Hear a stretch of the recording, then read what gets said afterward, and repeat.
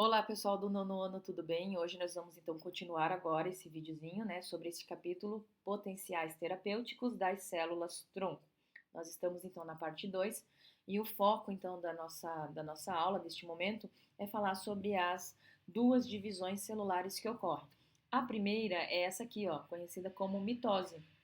Então a gente tem que entender que no interior do núcleo, o material genético, ou seja, o DNA, ele está organizado em longos filamentos e eles estão associados a proteínas, que juntas vão formar o que a gente chama então de cromossomos. Cromossomos, então, na verdade, são o quê? Esses filamentos de DNA enroladinhos com proteínas.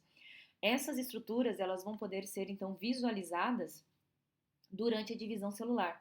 Quando esses filamentos, então, eles atingem um grau, né, de condensação máxima, e aí nós temos aqui na imagem, ó, uma fotomicroscopia, aonde a gente consegue ver, então, aí os nossos cromossomos, perfeito? Então, a primeira divisão, e que é o que mostra nesse esquema, é a mitose, né? E é de uma forma simplificada, claro. Então, uma célula pode reproduzir-se gerando então uma cópia de si mesma por meio de um processo chamado mitose. Então, a mitose, ela ocorre assim, ó, na primeira etapa da mitose, o material genético, então eu parto de uma célula, tá, com dois cromossomos. Então, o material genético ele é duplicado, ou seja, os cromossomos se duplicam e se separam aqui, ó, logo numa sequência, em polos contrários da célula.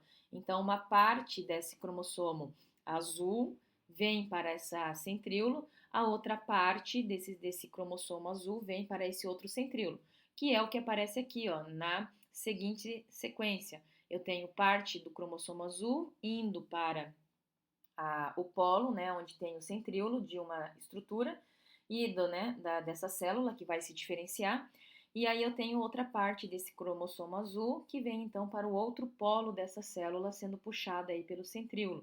A mesma coisa vai acontecer então com o cromossomo vermelho, que também está multiplicado e também vai se separar. Então depois, né, o citoplasma ele se divide e a membrana sofre então o que a gente chama de estrangulamento, no caso das células animais, né? E aí vai dar origem a duas novas células que são chamadas de células filhas.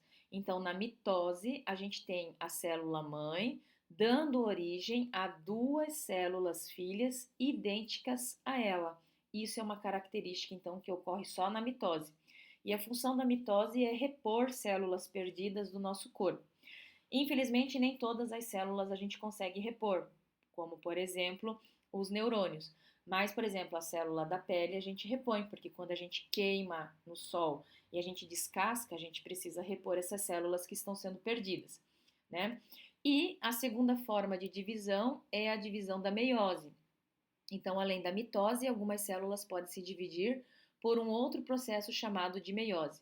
Nessa divisão, agora, em vez de formar duas células, formam-se quatro, tá? Quatro células filhas e cada uma com metade do cromossomo da célula mãe. Então, eu tenho a célula mãe, que vai no final originar quatro células filhas, e essas quatro células filhas apresentam metade do material genético que a célula mãe tinha. Então, elas não são idênticas, né?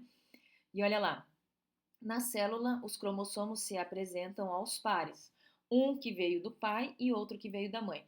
Por isso que a gente usa essas cores a cor azul para dizer que veio do pai, né, material genético que veio do pai, e material genético que veio da mãe, certo? No caso da espécie humana, né, por exemplo, são 23 pares de cromossomos e quando ocorre a meiose, né, nos testículos, que é ali a região das gônadas dos homens, e nos ovários, que é onde a gente vai produzir, as mulheres, né, vão produzir então o ovócito, né, para a formação de gametas, tanto masculino quanto feminino, né, que daí no caso o espermatozoide e os óvulos no feminino, formam-se células com apenas 23 cromossomos. Então, a gente sai de um número de 46 cromossomos para formar cada célula aqui, ó, com apenas 23 cromossomos, né? Um de cada par. Desta forma, quando os gametas se encontram na fecundação, formar-se-ão, né, os 23 pares de cromossomos novamente, mantendo dessa forma o número de cromossomos, né, característico, então, da espécie.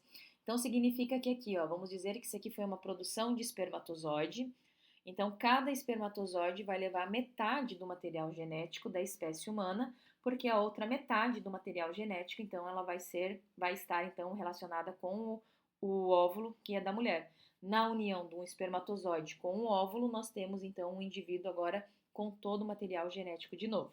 Beleza? Então, aqui a gente viu de forma bem tranquila e simples, né, resumida, a diferença de uma mitose, a diferença então de uma meiose, ok? O que eu queria falar com vocês era isso e eu aguardo vocês então numa próxima oportunidade. Tchau, tchau!